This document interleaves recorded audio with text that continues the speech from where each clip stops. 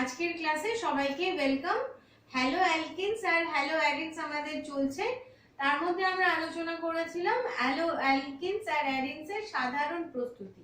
তো আমাদের যে অবধি হয়েছিল তারপর থেকে আমরা শুরু করব। আজকে আলোচনা করব অ্যালকোহল, অ্যালকোহলের সঙ্গে হ্যালোজেন অ্যাসিডের বিক্রিয়ায়।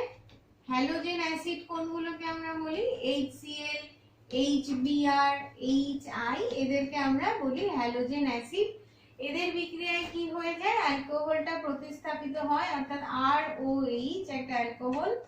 আর হ্যালোজেন অ্যাসিড আমি নিলাম HX, নিলে যেটা হয়ে যাবে এই হ্যালোজেন মূলকটা দিয়ে OH মূলকটা প্রতিস্থাপিত হয়ে গিয়ে আমরা পেয়ে যাব অ্যালকিল হ্যালাইড আর X পাবো। এবার এই ক্ষেত্রে যদি একটা নির্দিষ্ট অ্যালকোহল নিই তাহলে বিক্রিয়ার ক্রম হয়ে যাবে HI সবচেয়ে বেশি হবে, তারপর হয়ে যাবে HBr, তারপর হয়ে যাবে HCl। তাহলে এটা হয়ে গেল বিক্রিয়ার ক্রম। আমাদের মনে করার বিষয়, এই অ্যালকোহলটাকে আমরা ফিক্সড করেছি, অ্যালকোহলটা পরিবর্তন হলে রেট পাল্টাবে। একই সাথে দুটো বিষয় আমরা ফিক্সড বা মানে দুটো বিষয় নিয়ে পরিবর্তন করলে তুলনা করতে পারবো না। এক্ষেত্রে অ্যালকোহলকে ফিক্সড করেছি, তাহলে হ্যালোজেনের ক্রম এরকম হয়ে যাবে।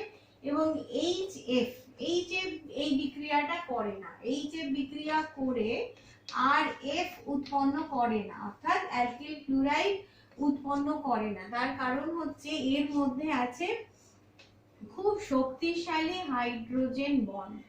তাহলে শক্তিশালী হাইড্রোজেন বন্ডের কারণে HF কিন্তু RF অর্থাৎ অ্যালকিল ফ্লুরাইড উৎপন্ন করতে পারে না। এটা নাম্বার 2। নাম্বার 3, যদি আবার আমরা একটা নির্দিষ্ট হ্যালোজেন অ্যাসিড নিই, HI নিলাম বা HBr বা HCl নিলাম, তাহলে বিক্রিয়ার ক্রম কিরকম হয়ে যাবে? সবচেয়ে শক্তিশালী বিক্রিয়া করবে টারশিয়ারি অ্যালকোহল, সবচেয়ে তাড়াতাড়ি বিক্রিয়া করবে, সবচেয়ে সক্রিয় হয়ে যাবে তাহলে টারশিয়ারি অ্যালকোহল, তারপরে হয়ে যাবে সেকেন্ডারি এবং তারপরে হয়ে যাবে প্রাইমারি। ZnCl2 এবং HCl গ্যাস এর উপস্থিতিতে অ্যালকিল ক্লোরাইড উৎপন্ন হয়। যেমন একটা বিক্রিয়া আমরা নিলাম CH3CHOH, এক্ষেত্রে অ্যালকোহল CH3 বিকারক, এটাই নিয়ে যদি আমরা বিক্রিয়া করি তাহলে যেটা উৎপন্ন হবে সেটা হচ্ছে OH টা Cl দিয়ে প্রতিস্থাপিত হয়ে যাবে। তাহলে কি পেয়ে যাব? CH3CHCl CH3। এই বিকারককে বলে ZnCl2, এই বিকারককে বলে লুকাস বিকারক। তাহলে এই বিকারকের নাম লুকাস বিকারক বা লুকাস রিএজেন্ট। খুব ইম্পর্টেন্ট রিএজেন্ট, এর পরে এর ব্যবহার আমরা দেখতে পাবো। আচ্ছা, তাহলে এই হয়ে গেল লুকাস বিকারক। এবং এই ZnCl2 এক্ষেত্রে লুইস অ্যাসিড হিসেবে কাজ করে। তাহলে ZnCl2 কি কাজ করবে? লুইস অ্যাসিড হিসেবে কাজ করবে। বিক্রিয়ার মেকানিজম আমরা দেখে নেব কিভাবে এই বিক্রিয়াটা সংঘটিত হচ্ছে। কি দেখতে পাচ্ছি? ROH, ওর মধ্যে দুটো লোন পেয়ার ইলেকট্রন আছে, এইভাবে লিখলাম ROH কে। এবার কি দাঁড়াবে? ZnCl2 তো লুইস অ্যাসিড হিসেবে কাজ করলে যা করবে সেটা হচ্ছে RO প্লাস বন্ড H আর ZnCl2 মাইনাস, এই হলো। এবার HCl এর ক্ষেত্রে এটা প্লাস এটা মাইনাস, আর এখানে আমি আবার লিখছি, এটাকে না লেখার দরকার নেই, RO plus H ZnCl2 minus. কি হয়ে যাবে? এই যে আরটা রয়েছে, এই আরটা এই Clটাকে সাথে বন্ড করবে, এই হাইড্রোজেনটার সাথে জল, ZnCl2 আবার ফ্রি হয়ে যাবে। তাহলে যেটা দেখতে পেলাম এইভাবে উল্টো অ্যারো হবে, এইটা হবে। তাহলে পেয়ে যাব আমরা RCl, আর সঙ্গে পাচ্ছি H2O প্লাস ZnCl2। এই হয়ে গেল HCl আর ZnCl2 দিয়ে কার অ্যাডিশন হয়ে গেল, একে আমরা লুকাস বিকারক বলছি, অ্যাডিশন হয়ে গেল Cl। যদি NaBr অর্থাৎ ব্রোমিন আমরা বানাতে চাই তখন কি করব, ব্রোমো অ্যালকিল হ্যালাইড বা অ্যালকিল ব্রোমাইড বানাতে চাইলে কি করব, NaBr সেক্ষেত্রে আমরা নেব H2SO4। NaBr আর H2SO4 নিলে আমার উৎপন্ন হবে HBr প্লাস NaHSO4। এবার এটা বিক্রিয়া করাবো, এটা বিক্রিয়া করলে যে কোনো একটা অ্যালকোহল নিলাম, OH উৎপন্ন হলো, কি উৎপন্ন হলো, দেব হচ্ছে HBr, উৎপন্ন হয়ে যাবে RBr ব্রোমিন। HI এর সঙ্গে বিক্রিয়া অর্থাৎ আয়োডিন যদি জুড়তে চাই সেক্ষেত্রে আমরা কোনটা নিই, আমরা নিই KI বা NaI, সঙ্গে নেব H3PO4। H3PO4 নিলে যেটা হবে, এখানে বিক্রিয়া হয়ে যাবে KH2PO4 প্লাস HI। এবার কি হয়ে যাবে, HI একই ভাবে অ্যালকোহলের সাথে বিক্রিয়া করবে ROH প্লাস HI, উৎপন্ন হয়ে যাবে RI প্লাস H2O। এই হয়ে গেল।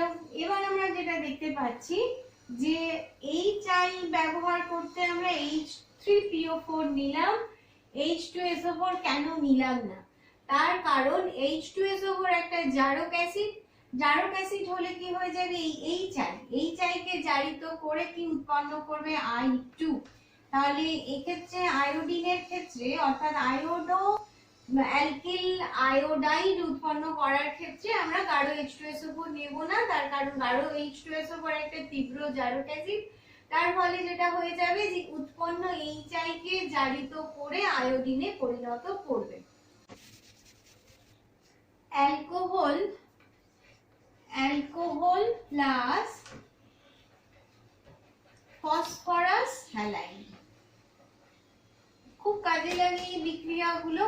ফসফরাস হ্যালাইড, যদি ক্লোরো অর্থাৎ অ্যালকিল ক্লোরাইড উৎপন্ন করতে চাই আমরা, তখন আমরা নেব PCl3 বা PCl5। এটাকে বলে ফসফরাস ট্রাইক্লোরাইড, এটাকে বলে ফসফরাস পেন্টাক্লোরাইড। তাহলে অ্যালকোহল ROH সঙ্গে নিলাম PCl3, উৎপন্ন হবে কি 3RCl প্লাস H3PO3, আর ফসফরাস পেন্টাক্লোরাইড নিলে হবে ROH প্লাস PCl5, উৎপন্ন হয়ে যাবে POCl3 plus RCl plus HCl। এই হয়ে গেল বিক্রিয়া। বেশিরভাগ ক্ষেত্রে এই বিক্রিয়াগুলো কিভাবে কাজে লাগবে, বাকি প্রোডাক্টগুলো যদি আমরা মনে নাও রাখি তাহলেও আমাদের চলে যায়। সাধারণত এরকম থাকবে ROH, এর ওপরে দিয়ে দেব আমরা PCl3 বা PCl5, এখানে RCl, এটাই মনে রাখতে হবে। হতে পারে এটা দেওয়া থাকলো, এটা দেওয়া থাকলো, এটা দেওয়া থাকলো না, বা এটা থাকলো না, এটা থাকলো এবং এটা থাকলো, তখন আমরা কি করব, সাধারণত A B C এর ROH এর উপর PCl3 PCl5 যে কোনো একটা দিলাম, এখানে আমি দিয়ে দিলাম A, তারপরে আবার বিক্রিয়াগুলো চলতে থাকে। তো সেই সমস্ত কনভার্সনের ক্ষেত্রে এই বিক্রিয়াটা কিন্তু খুব গুরুত্বপূর্ণ। এবার আমরা ব্রোমিন আর আয়োডিনের ক্ষেত্রে কি ব্যবহার করি, লাল ফসফরাস আর Br2 বা লাল ফসফরাস এবং I2 ব্যবহার করি। তাহলে বিক্রিয়াগুলো একই রকম হবে, সেই জন্য মনে রাখাটা খুব সহজ হবে। প্রথমে দেখবো আমরা কি, যে PBr3, তাহলে দেখতে পাচ্ছি 2P প্লাস 3Br2, তাহলে উৎপন্ন হয়ে গেল 2PBr3, এই উৎপন্ন হলো। এবার এর সাথে আমরা অ্যালকিল হ্যালাইড দেব, কি হবে অ্যালকোহল প্লাস PBr3 উৎপন্ন হয়ে গেল RBr প্লাস POCl3 বা H3PO4 H3PO3 হয়ে যাবে, H3PO3 এই হয়ে গেল। তাহলে ROH PBr3 আসল জিনিস মনে রাখতে হবে RBr।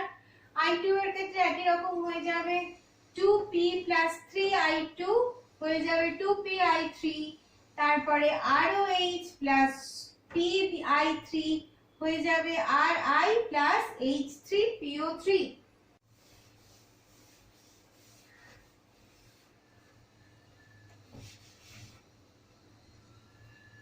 অ্যালকোহল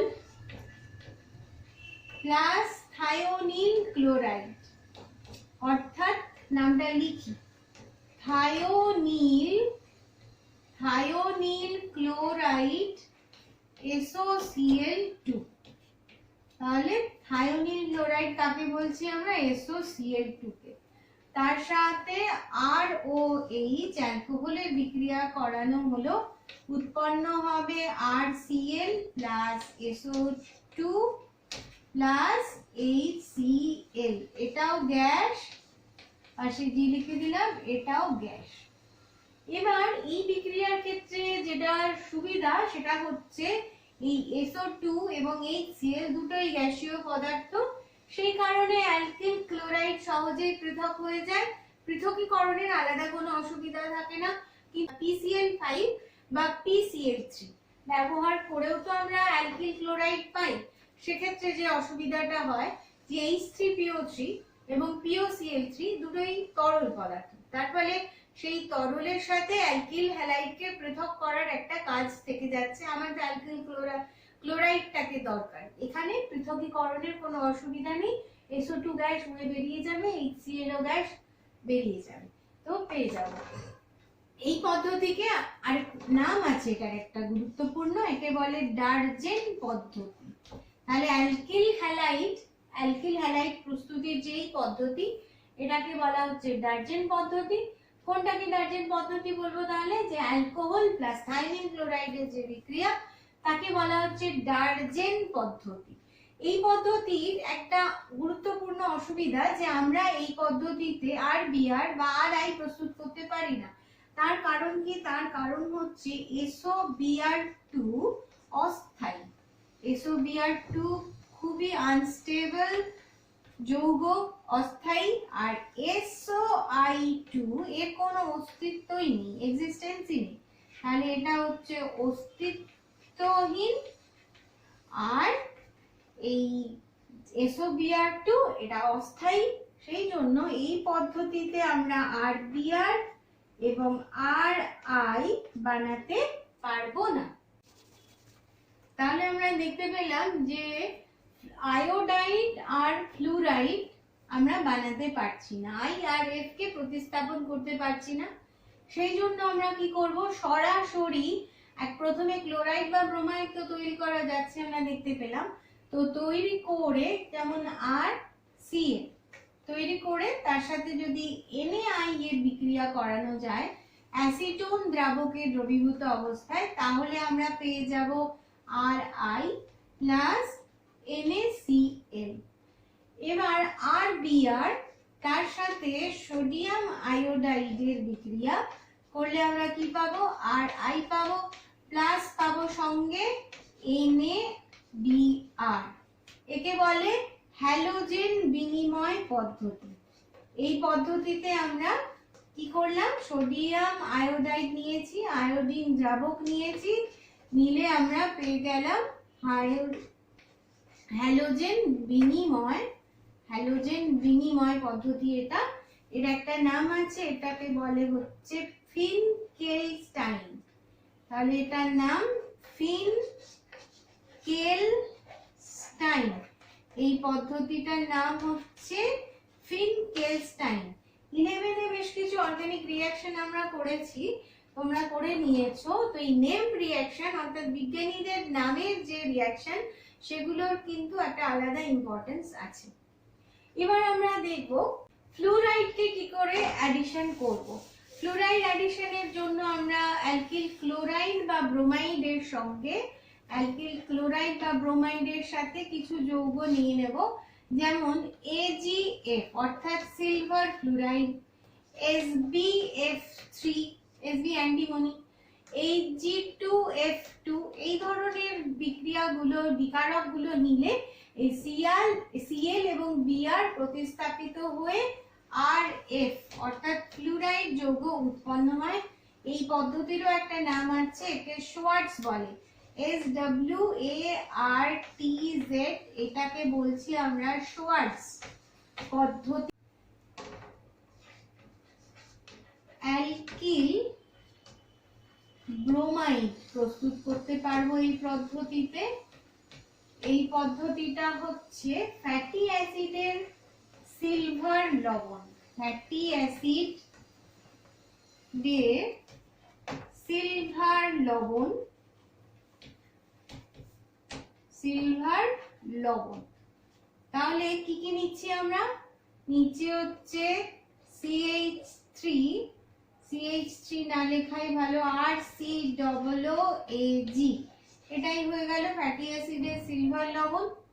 এর সাথে আমরা নিচ্ছি ব্রোমিন, কার্বন টেট্রাক্লোরাইড আর রিফ্লাক্স করব। তাতে কি পাবো আমরা? রিফ্লাক্স করলে এখানে পাবো RBr plus AgBr plus CO2। এই পদ্ধতির একটা নাম আছে, একে বলে বোরোডিন হান্সডিকার বা হুন্সডিকার বিক্রিয়া। হান্সডিকার যেহেতু HUNS সেই জন্য হুন্সডিকারও বলা হয়। এই বিক্রিয়াটার নাম হান্সডিকার, বোরোডিন হান্সডিকার বা হুন্সডিকার বিক্রিয়া। একটু আগেই বললাম আমরা যে নেম রিঅ্যাকশন খুব ইম্পর্টেন্ট, সেই জন্য এটা একটা গুরুত্ব আছে। আর এই পদ্ধতিতে আমরা কার্বন কমাতে পারি। এখানে একটা কার্বন কমে গেছে RBr, তাহলে কার্বন কমানোর যেখানে দরকার হয় সেখানে আনস্টিকার ব্যবহার করতে পারবো। আরেকটা যে এই পদ্ধতিতে ক্লোরাইড অর্থাৎ অ্যালকিল ক্লোরাইডের প্রস্তুতির হার খুব নগণ্য, ইল্ড খুব কম হবে। আর যত এই চেইনটা লম্বা হয়ে যাবে তত ব্রোমাইডের উৎপাদন কমে যাবে। এবং এই পদ্ধতিতে আমরা আয়োডিন কিন্তু প্রস্তুত করতে পারি না, অর্থাৎ RBr প্রস্তুত করতে পারি না, RI প্রস্তুত করতে পারি না অ্যালকিল আয়োডাইড। সেক্ষেত্রে যেটা হয়ে যায় সেটা এস্টার হয়ে যায়। আর CH3 COOAG এর সাথে আমরা যদি কি নেব আমরা I2, তাহলে উৎপন্ন হয়ে যায় এস্টার। এস্টারটার নাম CH3 COOCH3 প্লাস AgI। তাহলে এই পদ্ধতিতে I2 নিলে হয়ে যাবে এস্টার, সেজন্য আমরা অ্যালকিল আয়োডাইড পাবো না। এটা হান্সডিকার পদ্ধতির সীমাবদ্ধতা। তাহলে আজকের ক্লাস এই পর্যন্তই। আজকে আমাদের শেষ হয়ে গেল হ্যালোজেনের সাধারণ প্রিপারেশন, হ্যালাইডের। নেক্সট ক্লাসে রিঅ্যাকশনস বা ধর্ম নিয়ে আলোচনা করবো আমরা।